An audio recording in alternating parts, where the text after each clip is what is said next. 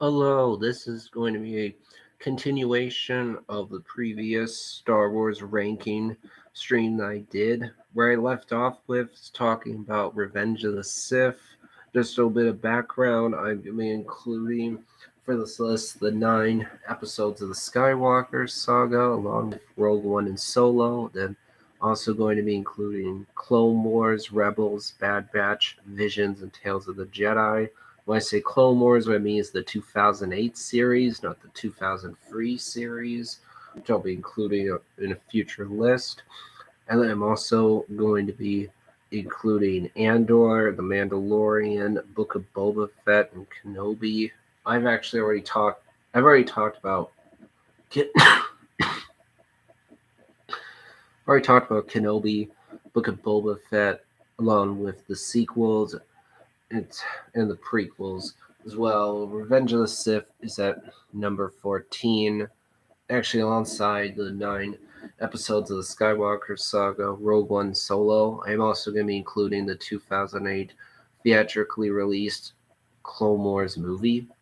So continuing where I left off with Revenge of the Sith, right after Anakin helps Palpatine kill Mace Windu, this is one of the most this is, I would say, the most astonishing act of stupidity on Anakin's part throughout the entire movie. The reason why I say that is because Palpatine says to cheat death is a power only one has achieved, but if we work together, I know we can discover the secret. So let's think about this for a moment. What Palpatine basically said there is, hey Anakin, remember how I told you that I know how to save people from death? Well, I actually lied to you. I don't actually know how to save people from death. I know someone who knew how to do this, but if we work together, maybe we can figure it out. Now, you'd think at this point that Anakin would be pissed at Palpatine because he should realize that this guy's been manipulating me. He's lied to me. He's obviously the one responsible for everything. So you'd think that Anakin would either pull in the you'd think that Anakin would either pull out his lightsaber and try to kill Palpatine on the spot, or at least demand evidence that Palpatine can actually save people from death.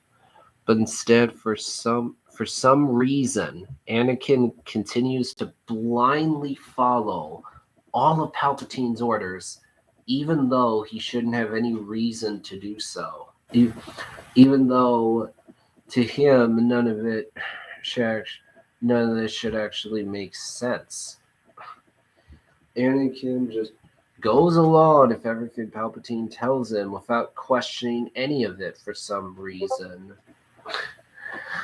And then when you get to Mustafar, man, Anakin's dialogue is really bad. And then when it comes to Anakin and Obi-Wan's duel, I do really like the music that's played here, but the fight goes on for way too long. It's so showboaty, over the top. The fact that Anakin and Obi-Wan are like riding on Lava River or swinging on vines, balancing on these delicate structures. It's absurd. The fight easily could have been 10 minutes long and just been the two of them fighting along the side of a volcano, and it wouldn't have made any difference. But instead, for some reason, the fight goes on for so long. It feels like when you watch it, it goes on for 45 minutes. It's ridiculous. It goes on for so long. It's so over the top and showboaty that I don't like it. And Anakin tries to jump over Obi-Wan. Obi-Wan cuts his limbs off. And then we get to, I think, one of the most messed up things in all of Star Wars, which is Obi-Wan watching Anakin burn. Obi-Wan watches Anakin suffer excruciating pain. He watches Anakin suffer, and he decides, I'm going to sadistically let Anakin suffer. I'm just going to sit back, do nothing, allow him to burn alive. It's, I think, one of the most horrific, nightmare-inducing things in all of Star Wars. It's so incredibly messed up that Obi-Wan just leaves Anakin on the shore, watches him burn alive, does nothing, and then he just walks away. Instead of, running over, chopping off Anakin's head and ending his misery right then and there. Then after that, the movie just wraps everything up in this neat little bow for the original trilogy. It's so unnatural that the movie feels the need to just neatly wrap everything up, get everything where it needs to be for the original trilogy, wrap everything in just a nice, neat little bow. It's really, really jarring that the movie is suddenly so rushed. But moving on now to number 13, we have the 2008 theatrically released Clone Wars movie. Don't get me wrong. I think that the Clone Wars show is great, but this movie not so much. I mean, there's some good characters in here, like Anakin, Obi-Wan, the clones, but Ahsoka's really annoying in this movie. The visuals are not very good. Ahsoka's a character that became much better as the Clone Wars went on. She's become one of the best characters in the entire franchise, but not a lot of people liked her in this movie, myself included, because she just comes off as a bratty teenager. And the biggest problem for me is that I don't think that this should have ever been released in theaters as a movie in the first place, because it's so obviously just 4 episodes of the Clone Wars stitched together into a movie. This should have been released as just 4 TV show episodes, not a theatrically released movie, because you can tell from watching the movie where the episode breaks would be in the show, and so it's really, really jarring that this is a movie rather than 4 TV show episodes. So I'm not a big fan. I'm not a big fan of this movie at all. Plus, Zero the Hutt is just, his voice is really, really annoying. So I do not like him either. But now we move on to number 12, which is Solo: A Star Wars Story.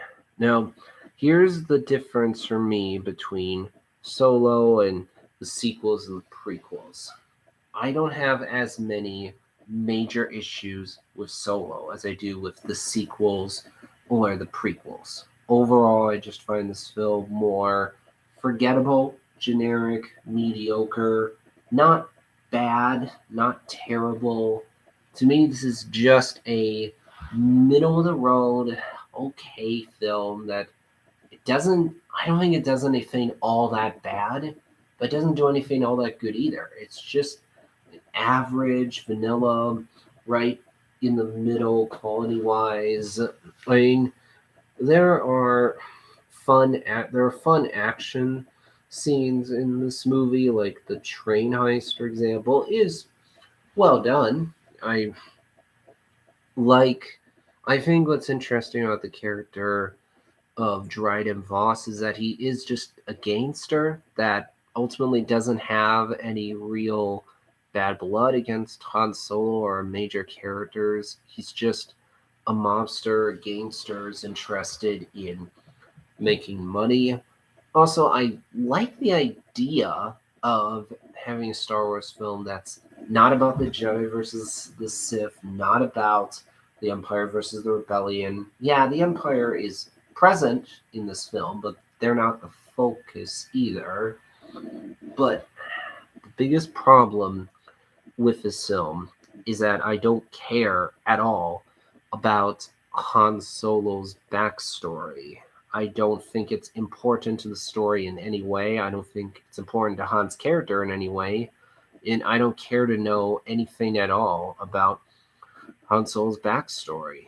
Because in the original trilogy, even though you don't know his backstory at all, you don't care. You still get emotionally invested in Han's character. So learning about like where he got his blaster from or where he got the Millennium Falcon from, you don't need to know it. It's not important. It doesn't matter. But this film, unfortunately, very much feels to me like a checklist. It feels like a checklist of all the questions that are and that people that all the it feels like a checklist of all the questions that could be answered about Han Solo, right? One of them is how exactly did he get the Millennium Falcon? Another one is how did he meet Chewie? And another one is how to get his blaster. Another one is how to get his name. Yeah, those are some of the major ones. I just don't care at all. In particular, it's so pointless to learn about how Han Solo got his name. That's so bizarre to me because I'm like, who cares? Why does it matter? I don't understand why it is that get this movie that answers these questions are so unimportant. We don't need to learn about every single minor and inconsequential detail. It's fine for some questions to be unanswered. It's fine for there to be some amount of mystery. In the case of Han Solo's backstory, I think it's a great example of where the mystery is more interesting than the answers. And then when it comes to the Darth Maul cameo at the end, I think the problem is that for people who haven't seen the Clone Wars, it's really confusing because they're wondering, wait, what? I thought Darth Maul died in the Phantom Menace. Moving on then to number 11, which is going to be Tales of the Jedi. This is a show that I enjoy. I don't have too many problems with Tales of the Jedi, but at the same time, it is only 6 shorts. It's just 6 episodes. They're only that are not the length of a full episode. They're shorter, so I can't justify to myself placing this show higher up on the list. But I enjoyed Tales of the Jedi. I didn't dislike any of the episodes. Some episodes are stronger than others for sure, but I don't feel any of them are bad. I, in general, enjoy the Dooku episodes a lot more than the Ahsoka episodes. The main reason for that is because Ahsoka is a character that's been very well explored, whereas Dooku is a character that has not been as well explored. Yeah, Dooku's character in the new canon has been fleshed out in the book Dooku Jedi Lost, as well as Master and Apprentice. Even though that book, Master and Apprentice, is primarily about Qui-Gon's time as Obi-Wan's master, it does provide a bit more insight into Qui-Gon's time as Dooku's Padawan, but Dooku Jedi Lost deals with Dooku a lot more. So the character has definitely been fleshed out in sources like the books and the comics, which not as many Star Wars fans are familiar with. But on screen, Dooku has never been particularly fleshed out. In Attack of the Clones, you get the gist of Dooku's backstory. You get the things that you need to know. That Dooku was once a Jedi, he was once Yoda's Padawan, but then he fell to the dark side, became a Sith, is now the apprentice to Darth Sidious. But you don't go any deeper into Dooku's character than that. And then in the 2008 show, Dooku is really just a one-dimensional bad guy. The series does not explore Dooku's character any further. He's just the villain.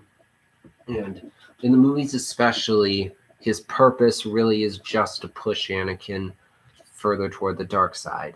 So Tales of the Jedi is really the first time on screen that Dooku's character has actually been developed further. It's the first time on screen where we actually see Dooku's time as a Jedi before he became a Sith. First time we get to see on screen Dooku's time as Qui-Gon's master. We see him starting to become disillusioned with the Republic and the Jedi.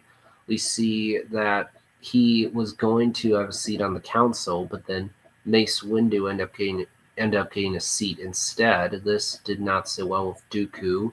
Mace Windu was always a much more strict, by the books, play by the rules type of Jedi, whereas Dooku was not. Dooku sees this senator mistreating his constituents, the people that he's supposed to represent. He sees this senator abusing his power, and then he also learns that this other senator is using his power for personal gain. So, because of all this, he starts to lose faith in the Republic and the Jedi. And then I found it so fascinating that we see Dooku in the Jedi Temple literally during the events of the Phantom Menace. In the Phantom Menace, Qui-Gon, Obi-Wan report to the Jedi Council about the mysterious attacker on Tatooine, who was Darth Maul. We learn that after they gave that report, Dooku actually was there in the temple. He interacted with Qui-Gon, his former Padawan, one final time. He says to him, I won't always be there to protect you. That line is so much dramatic irony because we know that Qui-Gon's about to die. We know that he is stabbed by Darth Maul at the end of the Phantom Menace. And then after Qui-Gon has died, actually, going back a bit, we see Qui-Gon deleting Kamino from the Jedi archives, which is something we heard about in Attack of the Clones. We get to see it here. But then after Qui-Gon dies, Dooku is standing right by the tree outside of the Jedi Temple, and then Yaddle comes up and talks to Dooku. Earlier on, we heard Yaddle talk as well. I love the fact that finally in this series, Yaddle actually gets to talk, and we actually get to know his character a bit, because Yaddle technically appears in the Phantom Menace. He's on the council then, but he doesn't talk at all. We know virtually nothing about him in that film other than obviously the fact that he's a Jedi and he's on the council. But here we actually hear him talk, and then we hear Dooku reminiscing about his time as Qui-Gon's master. Those are really powerful lines. And then Dooku goes off to the works to talk with Sidious. Yaddle follows him. We get to see Dooku confronting Sidious about Maul killing Qui-Gon. That was just fascinating to watch. But then Yaddle emerges to reveal herself, and man, we see here that Yaddle tries to reason with Dooku. She tries to convince him to come back. It's really sad to watch, but because Yaddle and Dooku end up fighting, it seems like this door has crushed Yaddle, but then in a moment of awesomeness, she lifts up the door, then this light comes in, even Sidious recoils at it, but then Dooku ends up killing Yaddle, which symbolizes him falling to the dark side 100%. What's really powerful about these episodes is they make it clear that at the beginning, Dooku had good intentions. He saw the flaws in the Republic and the Jedi Order. He wanted to change those two organizations for the better. His motives were pure at first, but then He fell to the dark side. It was corrupted. It just brings a whole new. It brings a lot more dimension to Dooku's character. It shows this whole other side of him that we didn't get to see before, but we've seen it now. And then when it comes to these Ahsoka episodes, I mean, they're fine. Ahsoka's obviously a great character, though I do feel like now Dave Filoni is struggling to put into practice one of the Jedi's key lessons about letting go. He seems unwilling to let go of Ahsoka.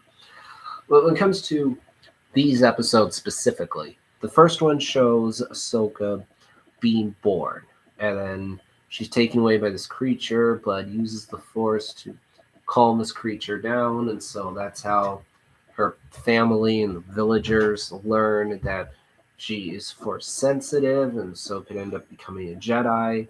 It's like, okay, that's kind of important, I guess. I mean, learning how her family, seeing how her family learned that she was Force sensitive, but this one is my least favorite episode of the six. The next one shows Ahsoka training to deflect bolts, and then we see her training with the clones repeatedly to deflect bolts, and then finally we see a scene from the Siege of Mandalore arc. This is the one where Rex and Ahsoka go into the room where all the clones are. But we see something here we didn't see before, which is Rex and Ahsoka talking right before the door opened to the room where all the clones were. Rex says, "I hope all that training paid off." Ahsoka's like, "We'll see." I didn't get that exactly right, but the point is we get just a tad bit more insight into what happened there. That Ahsoka had been training for this for years. I mean, that was nice to see, but at the same time, this felt very much more like a deleted scene from the Clone Wars, not something that necessarily deserved a full episode. And then the third one shows us to start with Ahsoka at Padme's funeral. I think that's interesting, revealing that she was there. It makes sense because Ahsoka got to know Padme quite well during the Clone Wars. And then Ahsoka talks with Bail. Bail ends up talking to some troops. He speaks to Ahsoka for coded language, and then Ahsoka goes to this agricultural planet to hide. But then one of the people there turns her in, so an Imperial Inquisitor shows up. Ahsoka ends up killing the Inquisitor. This was a good episode. I don't really have any problems with the quality of the episode itself, but a problem here is that there's a novel that's already come out called Ahsoka. It covers the same exact territory, but this episode does not line up with the book. It completely retcons the book. I mean, yeah, if you look at the absolute broad strokes, it's all mostly the same, but there's still a ton of differences.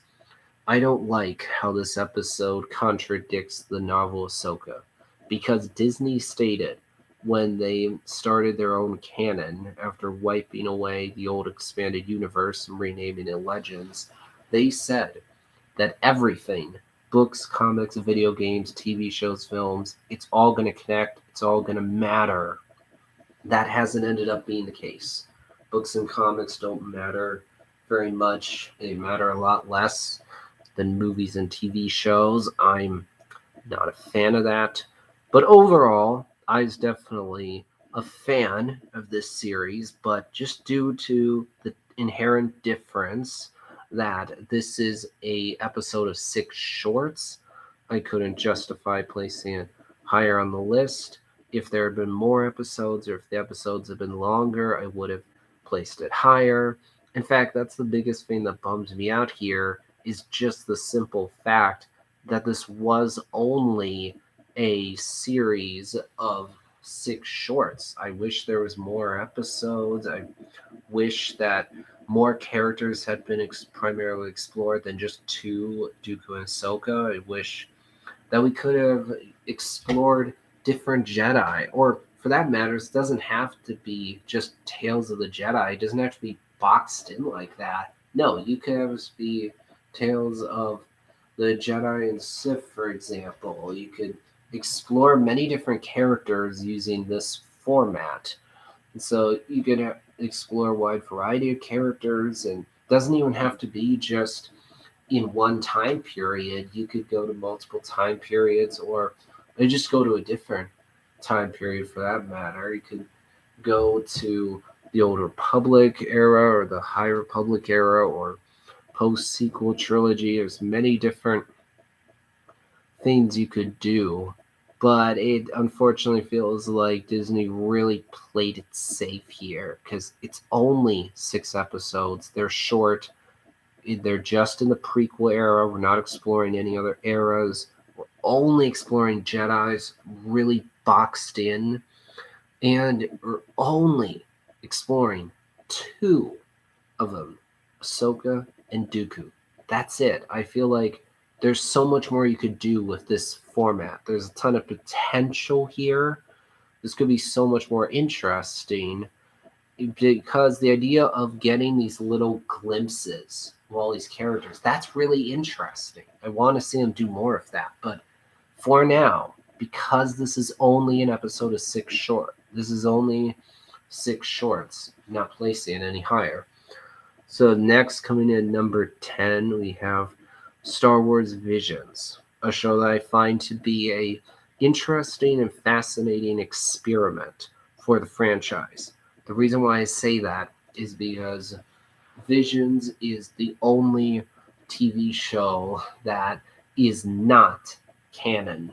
What that means is that these are all events that don't actually happen in the Star Wars galaxy.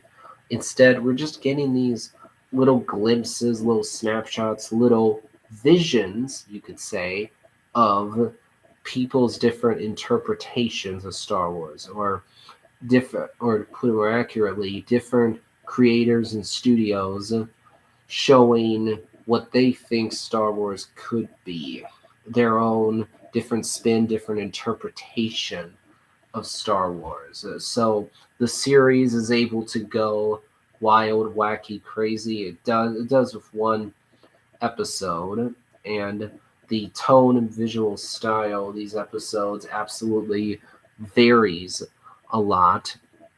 And so I really appreciate that Disney was willing to take this risk, telling all these non-canon stories that are just an opportunity, that just show us what Star Wars potentially could be. The first episode is in black and white, and it very much feels like a samurai story because our main character even holds his lightsaber in a sheath and then pulls it out like a samurai would, and his character lives by a code of honor.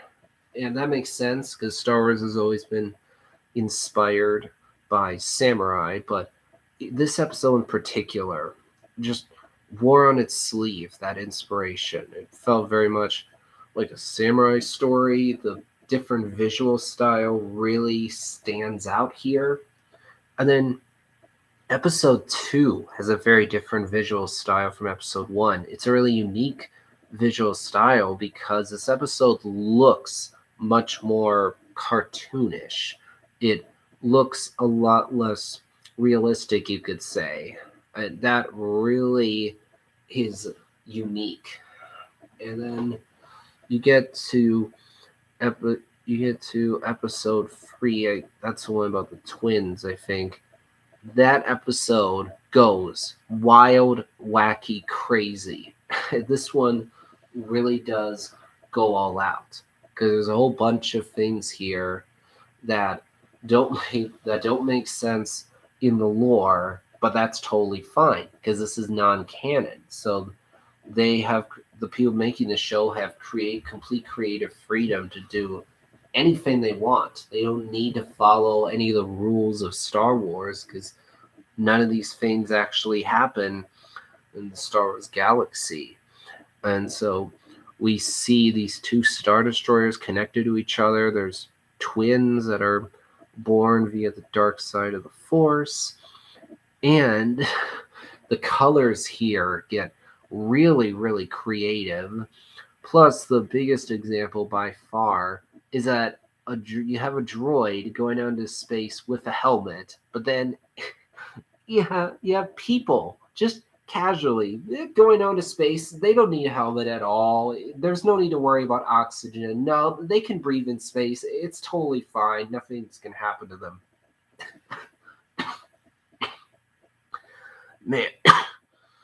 Man, this episode just stands out because it goes so bananas. And then the last episode also has a unique visual style. It doesn't look the same as other episodes. And then the episode that includes the droid, whose name starts with B. I don't remember exactly what his name is, but that episode also has a unique visual style. But then you got the one episode that's about a Jedi Master and Apprentice. That one is more conventional, I would say. It's not as unique as other episodes, but the theme of it is absolutely great. But the episode about the Jedi, the one that is called, though I don't remember exactly what it's called, but Bride. I'm right now. Right now, I'm blanking on the names for some reason. I don't know why. I'm going to. Okay, yeah. So, The Village Bride and The Ninth Jedi. Those are episodes 4 and 5. The Village Bride is episode 4. The Ninth Jedi is episode 5.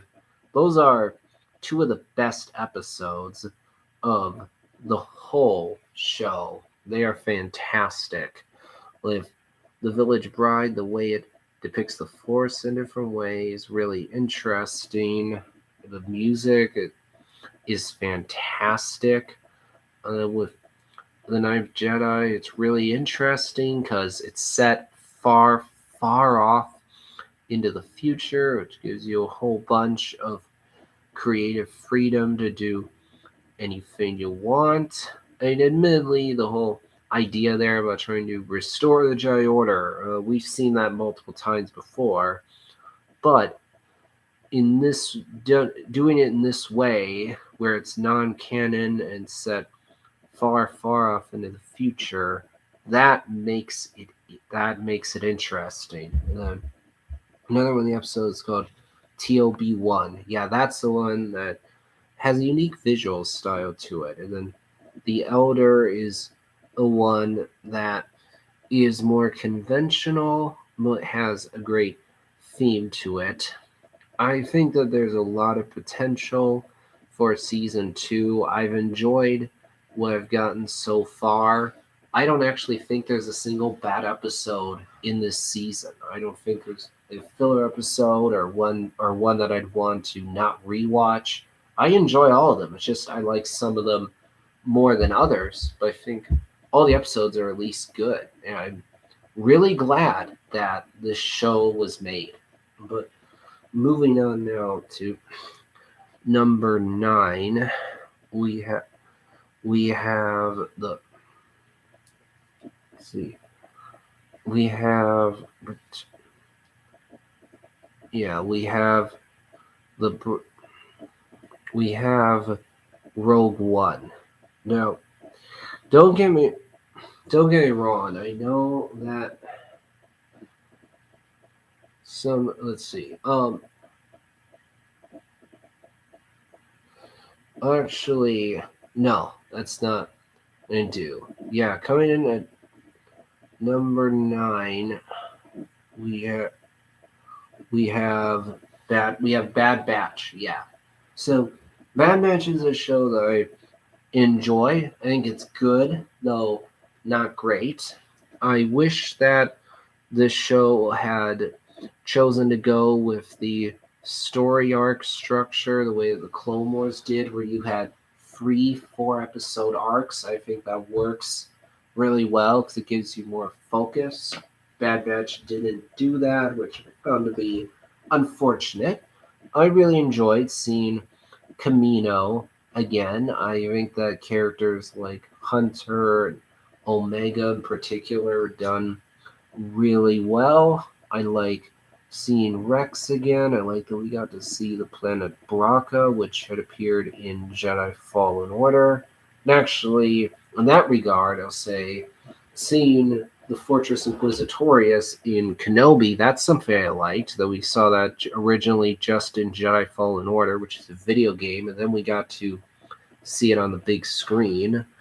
But seeing Camino again was great, as well as seeing the clones the in the Imperial era during the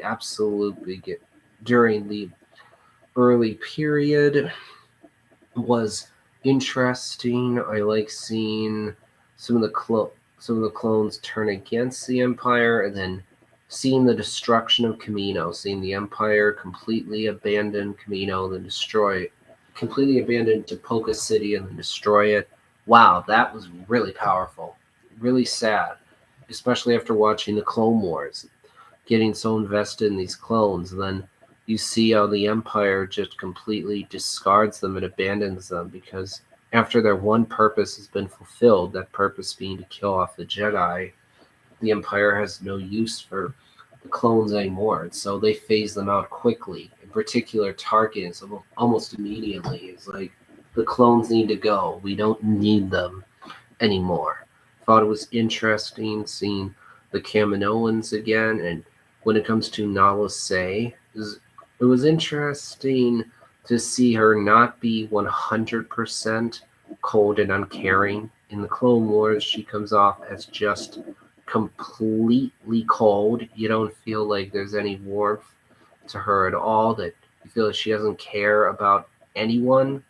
But then this series, we see that she allows the Bad Batch along with Omega to escape. And then after the Prime Minister Lama Su sends a bounty hunter in to capture Omega, Nala Se decides on her own to go behind Lama Su's back and hire a different bounty hunter in order to protect Omega, to prevent her from being captured by the bounty hunter Lama Su sent. Then she says to the bounty hunter she hired, Fennec Shan, that the only thing that matters is that Omega's safe. It's like, oh, okay. It seems like Nala Se actually does care about Omega, that she doesn't look at her as just a product or just a number. It seems like she does genuinely care about her. And I thought it was interesting that at the end of the season, the Empire takes Nala Se to this base where they're certainly going to use her for something or just not sure what. In the season finale, when the Bad Batch goes back to Camino, it was interesting seeing that private medical lab that only Omega knew about. And then when we get that shot where we see the inside of Tapoka City, see all these locations we were so familiar with one last time before the Empire blows it all up.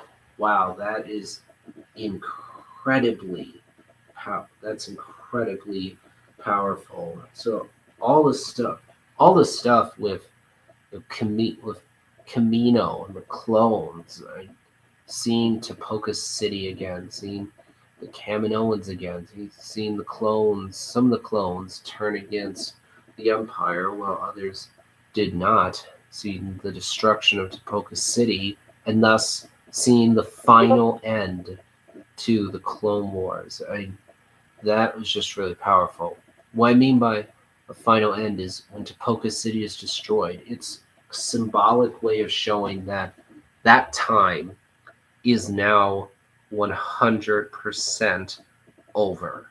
Also, seeing the TK troopers is interesting. Seeing an in between phase, really, between the Republic's clone troopers and the stormtroopers, which we know the Empire will end up using. It was interesting seeing these clone commandos. I really like the reveal that Omega, just like Boba Fett, is actually an unaltered copy of Jango Fett. The only difference, obviously, is that she's female, not male, but still, she's a genetically unaltered copy of Jango Fett. That's really interesting because it means that Boba Fett basically has a sister. So the question is, does Boba know about Omega at all? Is he aware that Omega is basically his sister? And I like seeing the clone deserter again that we saw in Clone Wars, and seeing the Empire transition from using Republic credits to new credits and them using chain codes. Like seeing that that early transition between the Republic and the Empire, that was interesting. But I will say when it comes to Wrecker, Tech, and Echo, those characters are not developed very much at all. Crosshair, Hunter, Omega, those characters are developed. But when it comes to Wrecker, he never moves beyond the well-meaning kind of doofus. Kind of doofus is a good guy, very strong, but not always all that smart.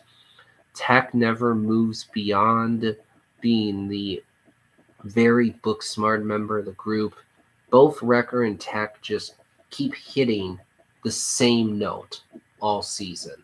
I like Wrecker's relationship with Omega. It's very adorable. You get the vibe that Wrecker's the wacky uncle.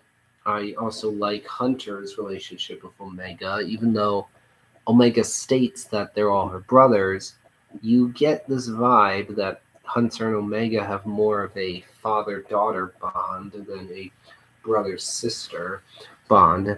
And then when it comes to Echo, man, Echo was a good character in Clone Wars, but here he has so little to do. He often fades into the background, and so you kind of forget he's even there. And then there's an episode where the Bad Batch are rescuing a separatist senator, and there's obvious, interesting things you can tackle there because we saw in Clone Wars that Echo was captured by the Separatists and tortured by them. So he, more than anyone else, has reason to be angry at them because he was captured by Wat Tambor and was a Separatist. But yet, the episode doesn't go into it the way that it should have. It fails to take advantage of that potential. Also, with that one episode where the Bad Batch gets stuck on a moon, that didn't need to be there. You could have cut that out. That was not at all necessary. And there's one episode of the show that just feels to me like complete filler. It feels like a completely throwaway episode that you could easily skip and not feel like you missed anything, like Kenobi episode 4. But overall, I liked Bad Batch season 1. I thought it was good, though not great. I'm excited for season 2 because the trailers have shown us we're going to see Palpatine, Cody, Gunji. Seeing Cody again is exciting because we haven't seen him since Clone Wars. Same thing with Gunji, actually. So I'm excited for that. Hopefully, the show will end up getting better. Coming in next at number 8, we got Rebels, which is a series that I like, though I don't think it's great. It is admittedly less consistent than Bad Batch, I would say, but the highs of Rebels are enough to cause me to place it on my list over Bad Batch. So what I like about Rebels is that it handles the returning Clone Wars characters well, like Hondo, Ahsoka, Bail, Maul, all all those characters are done very well. The lightsaber duel between Ahsoka and Vader is great. There's so much emotion there because of their relation, Anakin and Ahsoka's relationship that we saw during Clone Wars. It's such a powerful scene. Characters like Kanan and Hera are great, and then the other members of the Ghost Crew, Ezra, Sabine, Zeb, they didn't start off all that interesting, but they became a lot more interesting as the show went on. At the beginning, Zeb was really just the kind of dumb brute. He remained that way for a good amount of time, but then as the show went on, he became a much more well fleshed out character. He became much better. Ezra was kind of annoying at first. A lot of people called him Space Aladdin, which I totally get. But his character did, I think, mature and become a lot more interesting as the show went on. And I do feel there's a lot of potential for his character to get a lot better. Because at the end of the show, he and Thrawn go off to some unknown location. We have no idea where they went to. It's obvious that we know at this point we're going to see Ezra again. I'm really excited for when we see him again. I think there's a lot they can do with this character. And then when it comes to Sabine, she started off as just someone who was good at a lot of things, but when we learned more about her backstory in future seasons, she became much more interesting. Also, the duel between Maul and Kenobi, very well done. It's short, but that's a good thing because it shows us that Kenobi has grown and evolved. He's changed and become better, while Maul has not. He's become stagnant. He's been so focused and obsessed with revenge that it's caused him to not grow at all, which has deeply hurt him. And so Kenobi is able to beat Maul very easily. But the build up to that duel, very well done.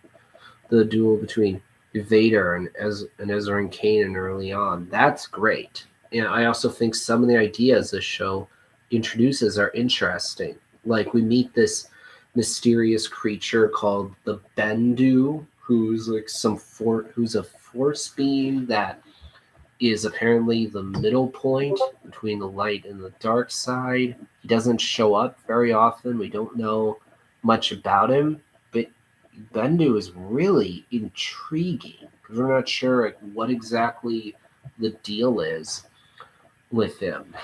And we see in one episode this place called the World Between Worlds, where time operates differently. Ezra goes in the World Between Worlds. He hears all these voices from the past and the future of Star Wars. He sees all these portals. He ends up saving Ahsoka that way. Admittedly, I don't think this was necessarily the best way to bring Ahsoka back. I do think there's a lot of questions World Between Worlds raises. In a way, it is kind of a can of worms. But I think the idea here is kind of interesting. And in later on in the series, we see these Loth wolves that somehow have the ability to teleport. I mean, that's really interesting. Also, it's interesting that at the end, Ahsoka has this white robe on and has a staff. You see that, and you immediately get a feeling that like she has a deeper understanding of the Force. She looks like a lot like Gandalf, actually. And when it comes to Thrawn, I think overall, I mean, his character's done well here. I definitely think the books do a better job with his character. I think Thrawn in this show was definitely a bit watered down. That one episode where Thrawn figures out who the Fulcrum agent in the Empire is, that really showed who Thrawn is. He was really good there. But I do think the series overplayed the ending of him deliberately letting the rebels go in order to play the long game. That happened one too many times. But I like the fact that during the finale of the series, during the episode where Thrawn ends up attacking the rebels' base on Antolon. He is not incompetent at any point. He doesn't make any mistakes. He's competent the entire time. The only reason the rebels escape is due to factors that Thrawn had no way of predicting in advance and were completely outside of his control. So, for starters, Thrawn was hindered by the fact that he was ordered to bring the rebels in alive after the battle was done by Grand Moff Tarkin. And then one of Thrawn's subordinates disobeys Thrawn's orders and breaks formation. This is what then allows some of the rebels to escape to bring back reinforcements. But even with these things that were not working to Thrawn's advantage, that were outside of his control, Thrawn still wins the battle. He has the rebels captured. Then the only reason the rebels escape is due to the intervention of Bendu, something that Thrawn had no way of predicting, he had no way of controlling, so it was nothing that he could have helped. And so Thrawn is not made into an idiot so that our main characters can escape. I like that. And I think there's a lot of potential with his character as well, because he, along with Ezra, both disappear into places unknown. And now he's been mentioned in The Mandalorian. It seems like he's probably going to be the big overarching villain.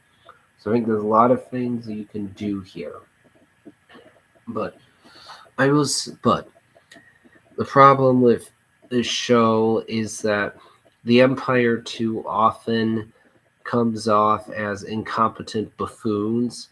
Too often they come off as just complete clowns. There's definitely some competent Imperials in the show, like Tarkin, Vader, the Grand Inquisitor, but there's a lot of incompetent Imperials on this show who come off as such buffoons. Also, the series repeats too many times our heroes disguising themselves as Imperials to break into different facilities, and I think our heroes have just too much plot armor on their side, where you just know they're not going to die. In particular, this one episode where the rebels are trying to acquire these frigates that were brought in by Leia. Man, the stormtroopers are so incompetent here. That's comical. The stormtroopers have always been portrayed as incompetent buffoons. It's been a meme, out of universe joke for decades. And this show absolutely perpetuates that running joke. Also, I think it was a mistake to have the Grand Inquisitor be killed off at the end of season 1, because he was actually competent, whereas the other Inquisitors, they don't come off as much of a threat at all. I mean, look, I really like I like the fact that Kanan and Hera are very much the parents of the Ghost Crew. That Zeb, Ezra, and Sabine are the kids. That's something that's recognized in this show by Hera when she says, "All right, kids, make mom and dad proud." And then Kanan and Hera's relationship is done well. It's subtle, and I like that. The show doesn't feel the need to make it too obvious. And then Kanan's sacrifice is very, very powerful. The series definitely has filler episodes, but I am willing to cut the show some slack for having filler episodes, because there are 5 seasons of the show, not just 1 or 2. But overall, I would say that I like Rebels, but I don't think it's great. Coming in next, number 7. Oh, we have Return of the Jedi. No, don't get me wrong. I think that the space battle is fantastic. The dual The duel between Vader and Luke is fantastic. Ian McDiarmid gives a great performance as the Emperor. Scenes between Luke, Vader, and the Emperor are fantastic. Vader's redemption is handled well. I love the moment where Luke absolutely snaps when Vader threatens Leia and he starts using the dark side. The music there is absolutely fantastic. And when Luke completely rejects the dark side, very powerful moment. Also, this film does serve as a great conclusion to the overall story being told across all 6 films because we see the Sith be destroyed and the Empire be dealt a very serious blow, and we're left to assume that the Rebel Alliance will end up winning fully against the Empire, and then they will restore the Republic. We're also left to assume that a new Jedi Order will be created, but this is to me the weakest film of the original trilogy. It is the one I have the most problems with. There are absolutely very high highs in this film, but compared to the first 2 original trilogy films, there's just more lows. For example, when it comes to Luke, the arc that he's gone through throughout these 3 films is great. It's powerful. But Luke is a less interesting character in this film.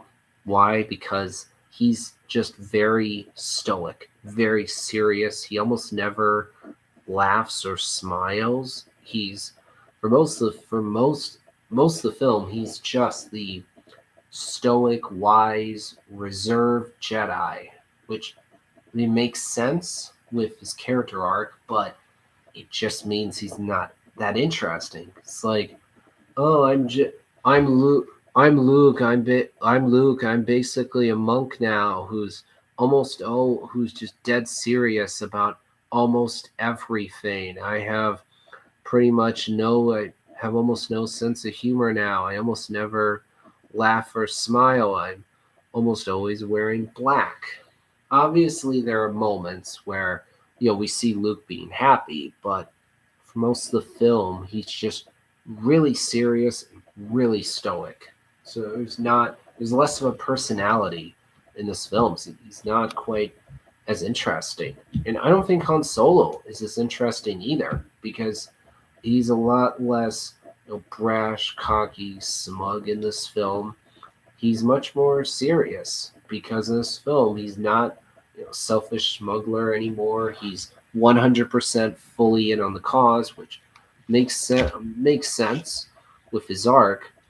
But I don't think Han is as interesting or fun to watch here because he's just more straight in this film than he was in A New Hope and The Empire Strikes Back. And then when it comes to rescuing Han from Jabba's palace, I mean, it's interesting to see Jabba's palace. It's interesting to learn that there's basically this criminal underworld, but at the same time, that whole part of the film doesn't have anything to do with what the film is actually about. Think about it for a second. What is Return of the Jedi about? Well, it's about Luke trying to turn his father back from the dark side. It's also about the Rebel Alliance trying to win against the Empire. Those 2 things are at the core of what this film is about.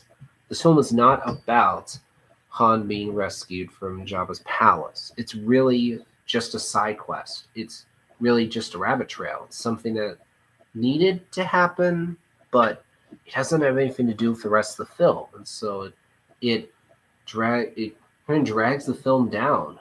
I mean, once we leave Jabba's palace, it's like, okay, now things are starting to pick up again, but because of these scenes at Jabba's palace, I'd say the movie feels more long to me.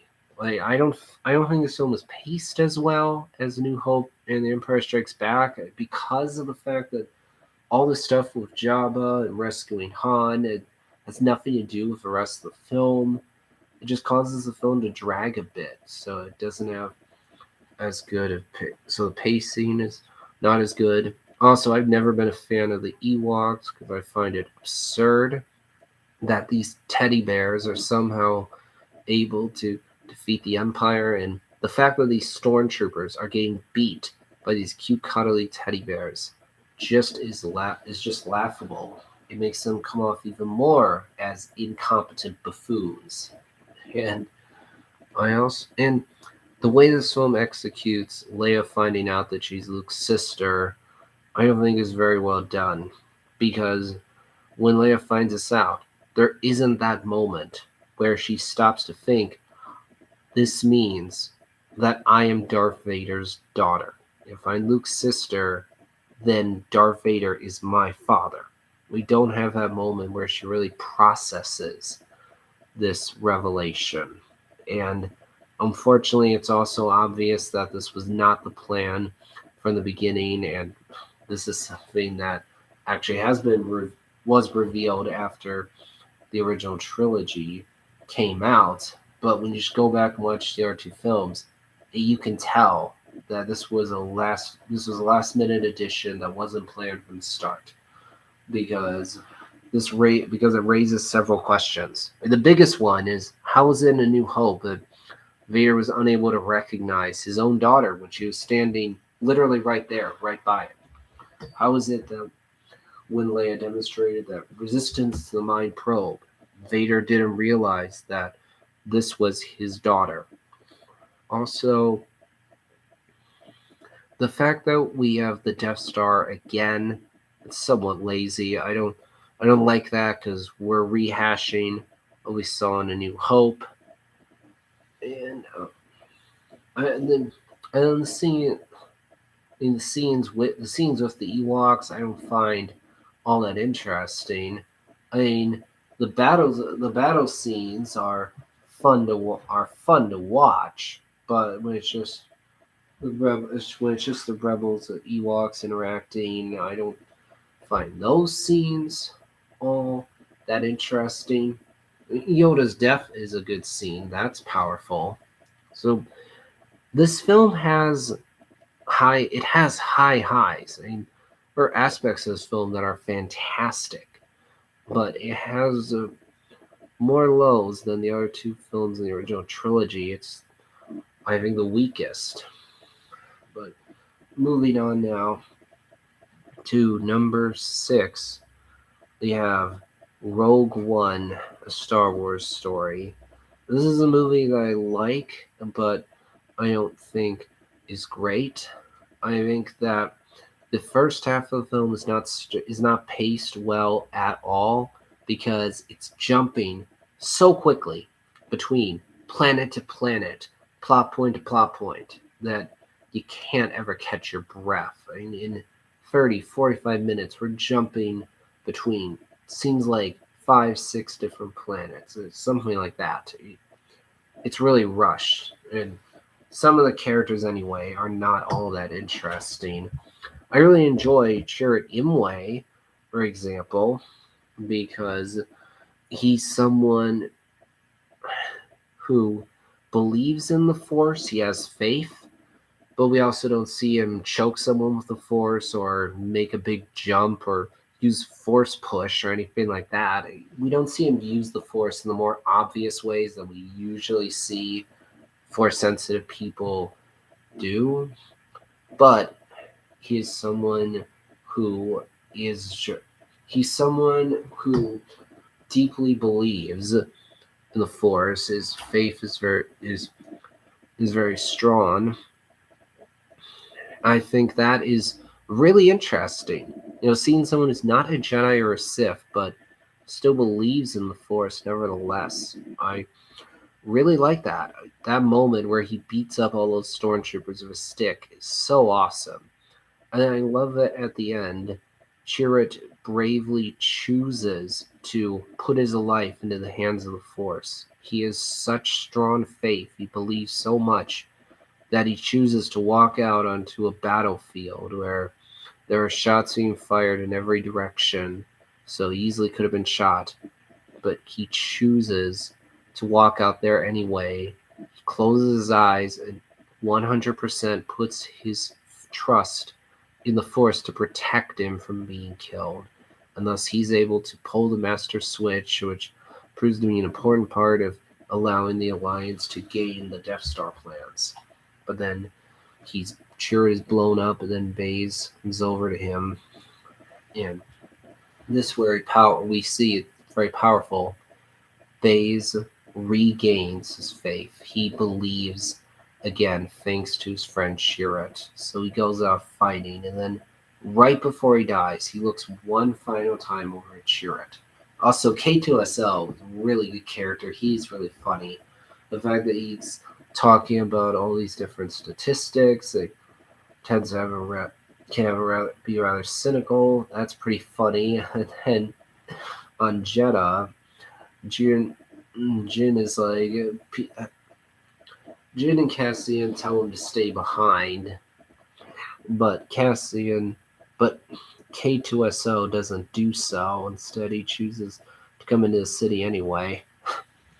But you have this line by K2. He's like, "It doesn't seem so bad to me." That was funny. And then in the city, Jyn shoots a K2 unit, not K2SO, but just a different K2 unit. Then K2SO comes out and he says, "Did you know that wasn't me?" And then Cassian says, "I thought you were supposed to stay on the ship. I thought I told you to do that." K2SO says, "You did, but I thought it was boring and you were in trouble." And then a grenade is thrown. K2SO, without looking at it, he just casually catches it. Jyn is pointing at it like, "Oh no, there's a grenade right there." And then K2SO says, "There's a lot of explosions for someone trying to blend in." And then literally, without even looking, he just casually tosses a grenade right over his shoulder. That was really good. And then K2SO is trying to pretend like he's holding Cassian and Jyn prisoner. He's a reprogrammed Imperial droid, and there's Imperials all over the city, so they think he's one of them, and therefore K2 is trying to pretend like these two are his prisoners. He's not able to do that. He's not doing that very well. Cassian starts talking. K2 is like, "Quiet!" and then smacks him in the face, and he says, "There's more of that, and there's a fresh one there. If you mouth off, there's a fresh one coming if you mouth off again." Cassian smiles underneath his hand. That was good. But Jyn is a character that grows throughout the film. I like that at first she doesn't believe in anything, but then because of her father, she believes that the Death Star needs to be destroyed. And so she gives a speech to the Rebel Council about why they should why the Death Star should be destroyed, but they don't believe her. Then, however, Jyn, Cassian, and others go on a mission to Scarif.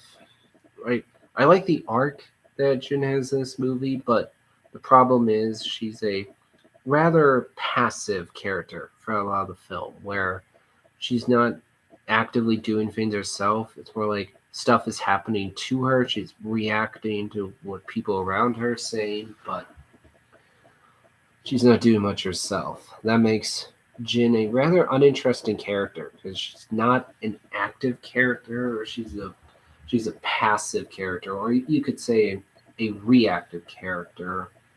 Cassian, I don't think is all that interesting. I do like how he shoots his informant in the back right at the beginning of the film. That really sets the mood because it tells you what kind of film you're in for. It tells you the tone here, that these rebels here are not necessarily squeaky clean. They're going to do some morally questionable things, and they do, because one of the rebels, General Draven, goes behind the back of the head of the Rebel Alliance, Mon Mothma. She wanted Galen Erso, Jyn's father, to be brought in alive for testimony, but Draven gives secret orders to Cassian to kill Galen instead.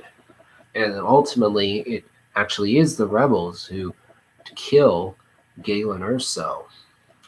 But, but aside from Cassian being an introduction to a more morally gray rebel, and that one speech he gave about those lines of dialogue he said to those lines he said to Jin about how I've been in the fight since I was 6 years old. All the things he says to her then. Aside from all that, I don't think Cassian is all that interesting in this film. With Bodhi Rook, I don't think he's very interesting because there's just not much there. I mean, we know he's a cargo pilot. He defected because of Galen Erso. The two of them must have had a relationship, but we don't know much about Bodhi in this film. We don't get to know him very well. There's just not much to it, so I don't think he's all that interesting. When it comes to Baze, I talked earlier about how in the end he believes again. Yeah, that's powerful. I like that, but for most of the film, he really is just Chirrut's almost silent bodyguard who doesn't talk all that much. And I do really like the moment where he says, Jin, thanks, little sister. It's a sweet moment, but for the most part, I don't think Baze is really all that interesting in this film. So, looking at the characters in this film, it's a real mixed bag because some of them are really good, like Chirrut and K2. Others are more mixed, like Jin or Cassian. And then characters like Bodhi or Baze, I don't think are all that interesting. There's also been a lot of discussion over digitally DH Leia and digitally recreated Tarkin. The reason why Tarkin is digitally recreated in this film is because he was played by the actor Peter Cushing, but Peter Cushing died many years ago, a long time ago. And so the way they brought Tarkin back is through a body actor as well as complex digital facial recreation. It's a long, complicated process because they looked through A New Hope where Tarkin appeared and used digital technology to painstakingly recreate his face and then superimposed the face onto the body actor who played Tarkin in this film. And with Leia, I mean, Carrie Fisher was still alive at the time of Rogue One, at the time of the film Rogue One, anyway. But Leia in this film is a lot younger than Carrie Fisher is now, and so a lot of so people have talked about these things being distracting. And I get that, though it's never bothered me all that much.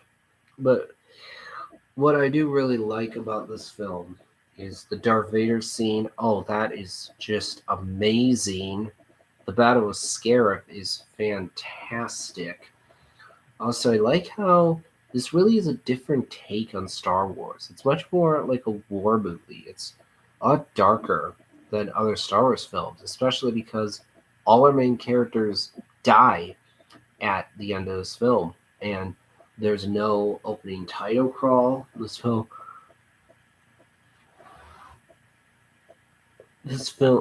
does not have an episode number in the name. It's not Star Wars episode 2, for example. It's just called Rogue One, a Star Wars story.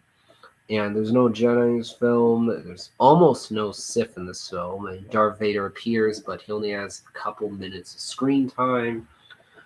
And this film really shows us Star Wars from the perspective of the ordinary, normal, everyday rebel soldiers who are not force sensitive, fighting in the trenches. So this shows us more of a grassroots perspective on Star Wars. This really shows us a microcosm view of Star Wars, of the galaxy, showing us more of normal people, not ones who are force sensitive or who are Jedi or Sith, and so they don't have lightsabers. They can't use the Force. I mean, you have Chirrut who believes in the Force, but for the most part, these are just normal people. Like, the Force doesn't even play that big of a role in this film. It's obviously there, but kind of more in the background. 'Cause even Chirrut isn't using the Force the way we've seen others do. And so I really appreciate that Disney was willing to take this risk. I mean, even though this film takes place right before A New Hope, it's a very different film from A New Hope. I like that this is a different film Star from other Star Wars. But when it comes to problems of this film, aside from the characters and the opening part, I also thought the whole Bor Gullet thing was weird. So Saw ends up sending the pilot Bodhi Rook to Bor Gullet because Bor Gullet is going Bor Gullet will be able to tell whether this pilot is telling the truth or not. But even though Saw Gerrera says that Bor Gullet will cause you to lose your mind, we don't really see Bodhi Rook actually lose his mind. He seems to, like, quote unquote lose his mind for a couple minutes, but then he's just over it. No problems at all. So I'm left there wondering, wait, what's the point? But when it comes to Saw Gerrera, what I think is really powerful here is you're seeing that this guy, Saw Gerrera, is really just a shell of his former self. He's fallen so far from what he used to be that at this point he has nothing left to live for, because his body is damaged, his mind is damaged. So when Jyn Cassian are leaving because the Death Star has been fired on Jedha, Saw decides not to leave. He says, I will run no longer. I think the reason for that is because Saw realized, I don't have anything left to live for. I have nothing left. I've lost my humanity, any decency I had before, my soul. I've lost everything. So why should I continue? Not only that, but because of the damage done to my body, if I go with them, I will be nothing more than a hindrance, a liability. So I might as well just die here.